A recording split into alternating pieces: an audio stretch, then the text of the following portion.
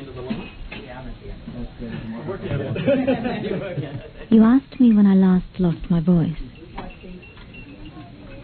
It was some time ago, in the midst of some very strange events, which began one afternoon in my home.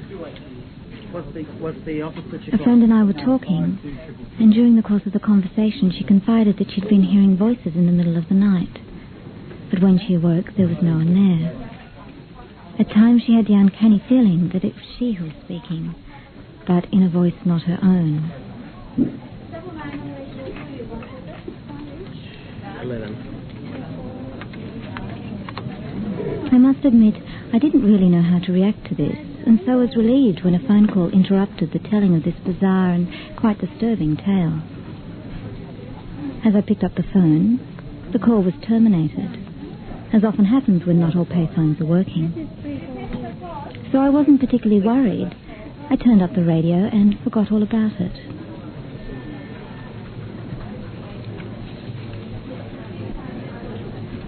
But it seems I forgot prematurely, because in the months that followed, these answerless calls kept returning.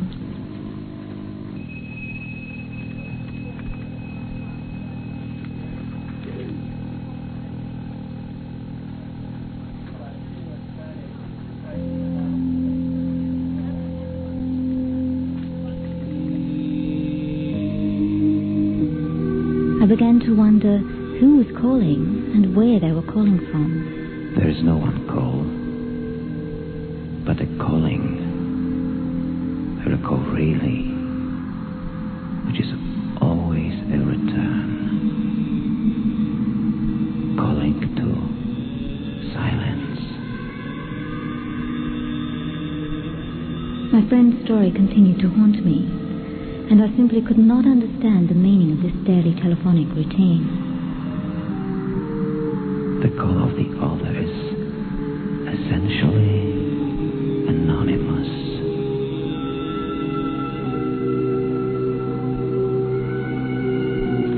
I wondered which was most traumatic. Voices heard in the dead of night, or calls cut short in the fading light of the afternoon. Definitely, I concluded, my friend's experience was closer to madness. The voices she heard were so frighteningly foreign, whereas at least I knew that the telephonic dimension had an instrument in my home, and that I could pay my bills just down the street. The call is from afar to afar. It reaches those who want to be brought back.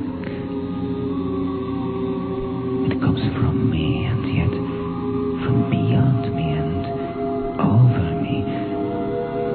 It calls me to a place I have never been, a place so unfamiliar that I feel it as myself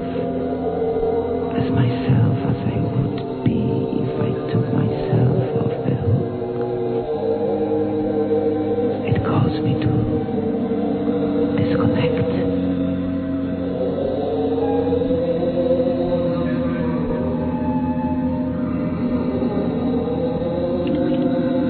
Voices without bodies, calls without callers. I had the impression of a massive but anonymous switchboard, dialing in perhaps to check on my continued existence. At times I wondered if my telephone wasn't also an instrument put to excessive use by a mass of free-floating entities, able to vocalize but not materialize their ghostly presence.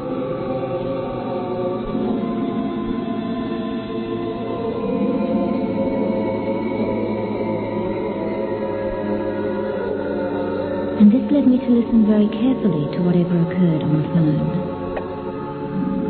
With my ear pressed tight to the receiver, I became acutely aware of another world.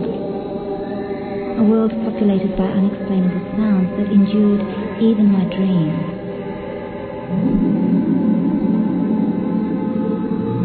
At times, growing to recognize that space eclipsed by the dead tone of a hang-up, I experienced a kind of security.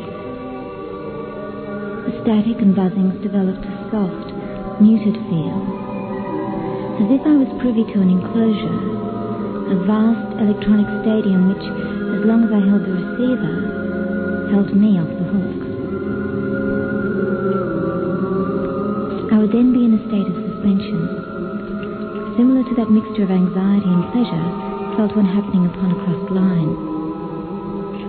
Do you make your presence known? Because a gift and a burden. Do you make your presence known? In hearing, we are haunted by the other voices, lost, and calling from the other side. Do you remain anonymous and eavesdrop? You try to wide awake this fear. Slowly you speak to yourself over and over again. You say your name, but you are not called by your name. You are merely called, summoned to forget yourself. Perhaps to find out what other people are saying. This possible amnesia, which is so frightening, like forgetting the name of a very dear friend whose voice has called for an introduction. Fear borders every response. Will you forget yourself? Just as dread follows every non-response. Could it after all be only for you?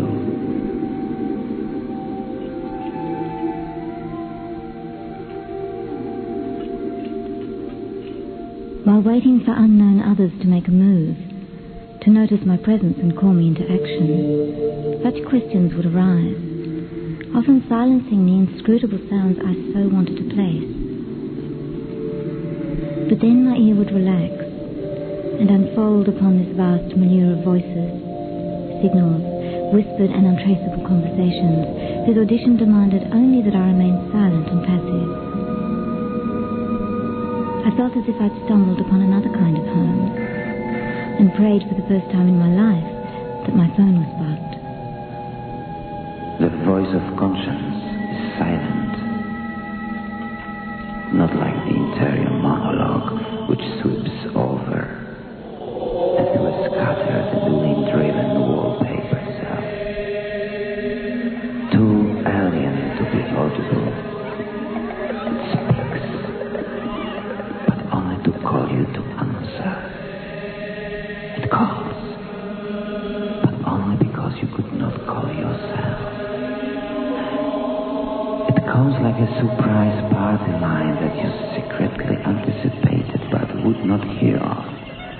Like a voice so distant that you swear you are hearing things.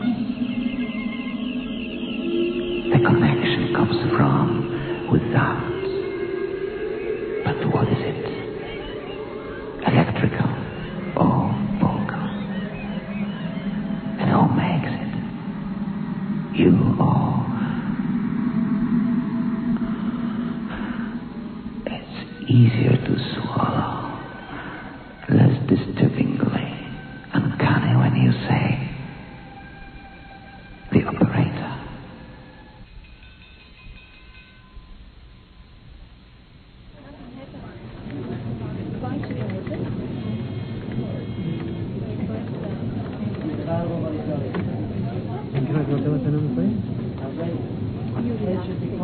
Eventually I decided to put down the phone.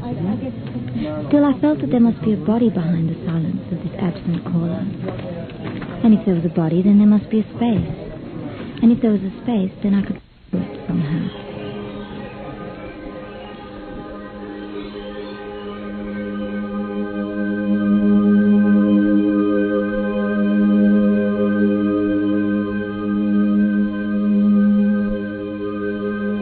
Armed with the telephone, they can cross vast distances and times. Eventually, they will call themselves gods. The price for this naming is death, because you cannot be in two places at once. And it is death at the hands, the mouth, and the ear of a live wire.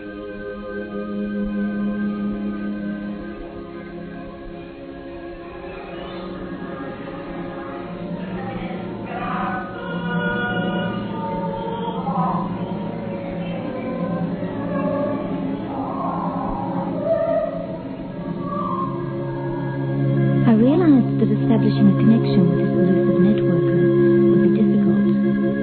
But by this stage, my desire to finally elicit a response from the silent one on the end of the line was overwhelming.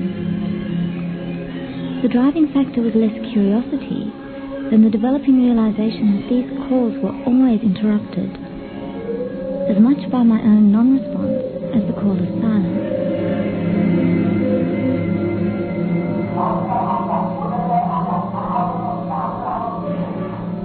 I was as implicated as the caller in the non-execution of these calls, guilty of not hearing whatever was there or not there to be heard.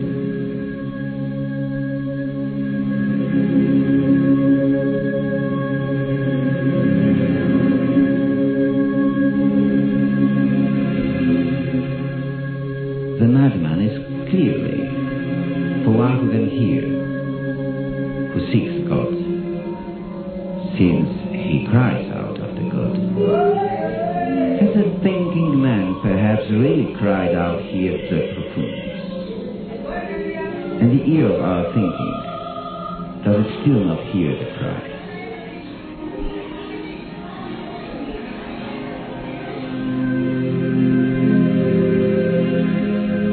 Had I been different, I would have been able to listen. I would have been truly called. As it was, I heard nothing, except perhaps a little of my own breath, reflected from the chattering wall of telephonia.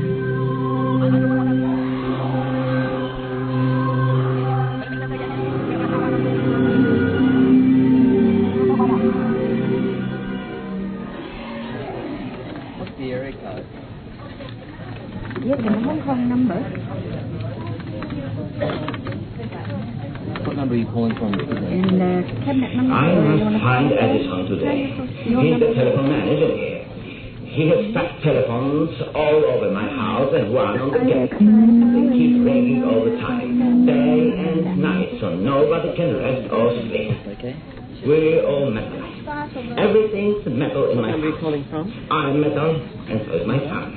And there's a battery in the basement which has charges every one of us. And you want to speak to Mr. Smith?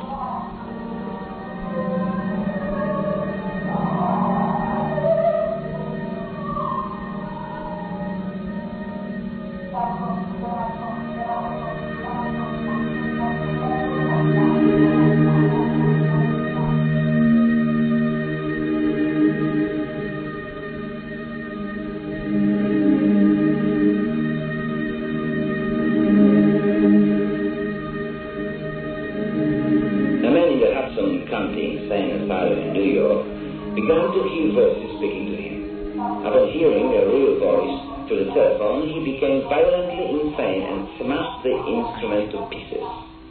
Subsequently, he claimed to have a telephone in his stomach, through which someone periodically talked to him. H E R Ether. Hello, Hong Kong. If I have an old number of 558-303,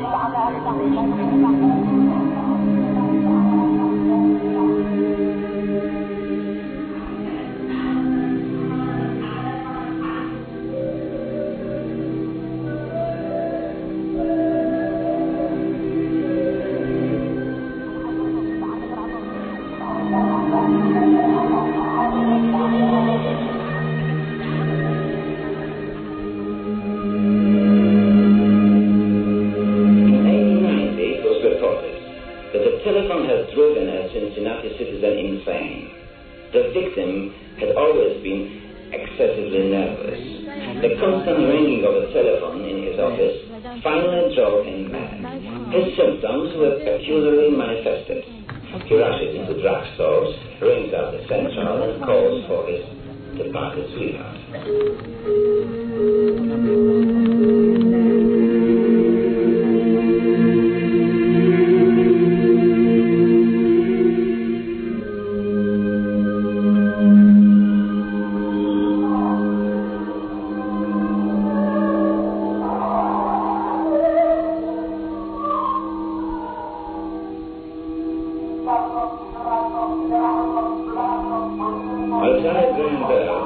never considered the telephone to constitute a mere scientific thing.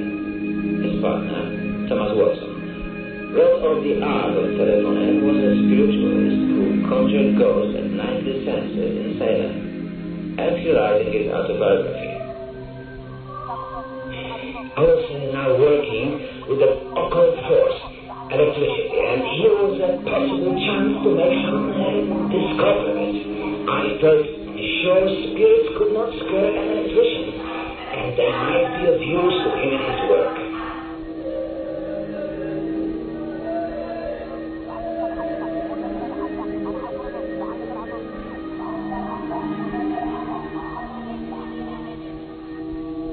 The early silence in the telephone circuit gave an opportunity for listening to stray electric currents that cannot easily be heard today.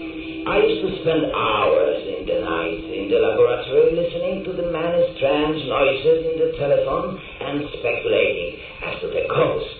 My theory at the time was that currents causing these sounds came from explosions on the sun, or that they were signals from another planet.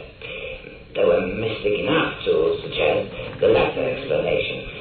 But I never detected any irregularity in them that might indicate they were intelligible signals. Or you want to try the phone? Try your number there. Mm-hmm. Your name.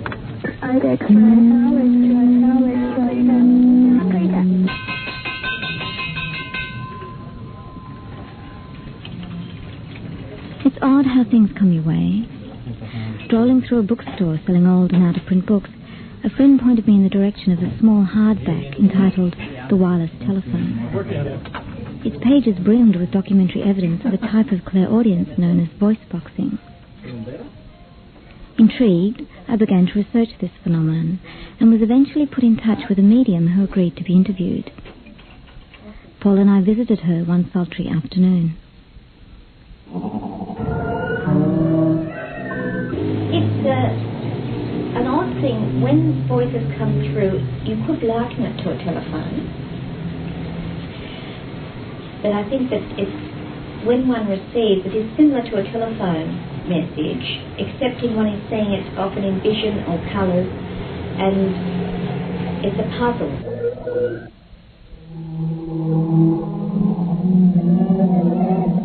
So there are lower levels that you don't particularly want to have out, because thought is form, and the other side. Voices from the darker side, how do you prevent them from coming in? Well, usually they hang around like attract light. And if you go into a state of meditation wanting to help the higher levels, they will in fact come through you. But the person over the other side hangs around off in the place where the accident happened. It can be difficult for them. So there's a lot of work done by a lot of the Christian churches to do it, and it's a type of exorcism. It is a letting the person go over to their friends on the other side and letting them go. So but those people you can usually tell because they're not lovely and peaceful and glowing. The high spirit is glowing, they're full of love and compassion, and you can feel that love and compassion flowing through you when you're speaking to them. There's nothing to be scared of with those. A lesser form, and I've only once encountered that, was such a horrible experience, and that was extremely unpleasant, and you wouldn't do that. And it's all in the motive. Everything is in the motive that we do, because even though we mightn't do it, the fact that we consider doing it is halfway to doing it.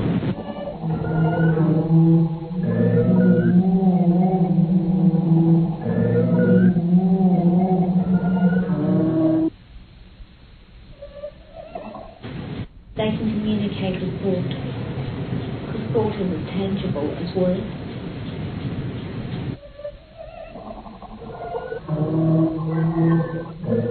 Only when we're on the other side that we get out of this, and all the distortion caused by the things around us. As you think, so you are, is the old saying. Thoughts are formed on the other side.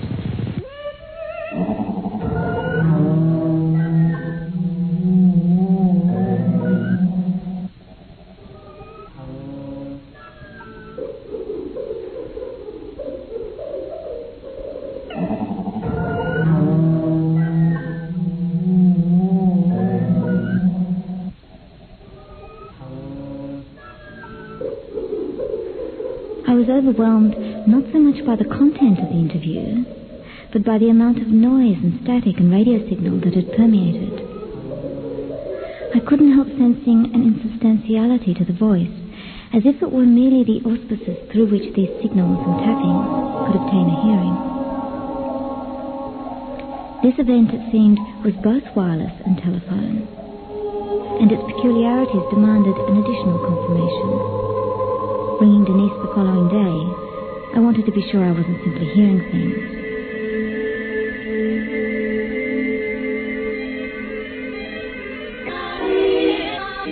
This is a telecom announcement. The number you have called is not available from this service.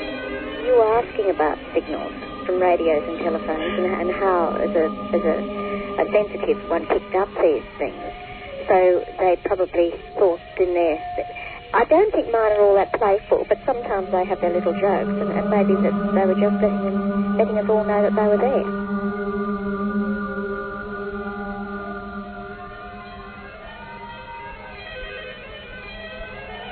This is a telecom announcement.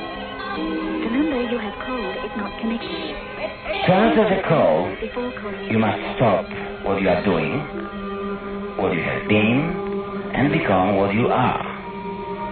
As a thing which answers, an answering machine, you are automatically indebted for your very existence to the caller.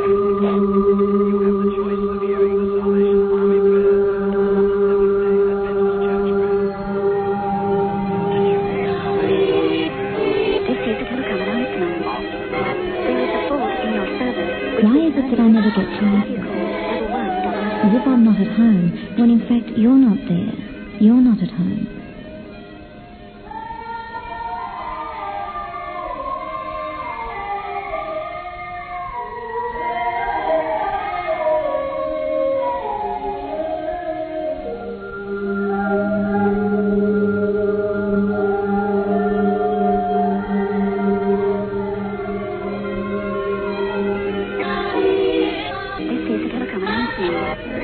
The number you are calling is temporarily out of order. By what strange logic you assume that the private call for your ears only does not come with the world into your home?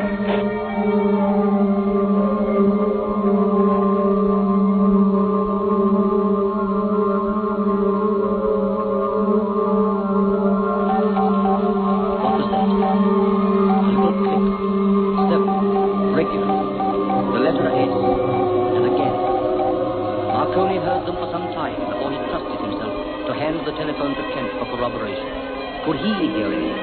Yes, he could. Then the face sounds significant. The 008 number you have called is not available to callers in your... What kind of listening hears only the background, only the ambience of making a connection?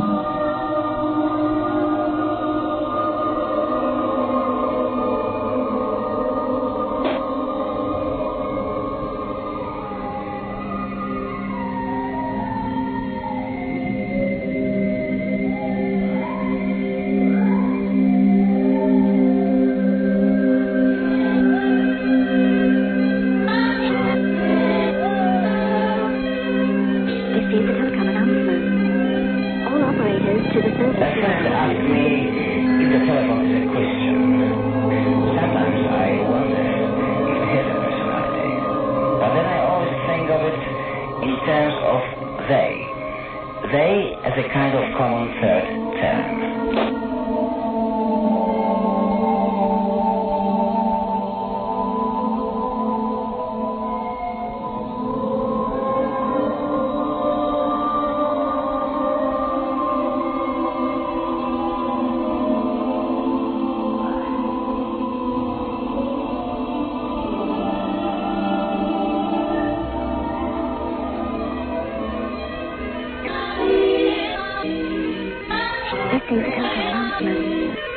The number you have called is not available from... I don't think mine are all that playful, but sometimes they have their little jokes, and maybe that they were just letting us all know that they were there.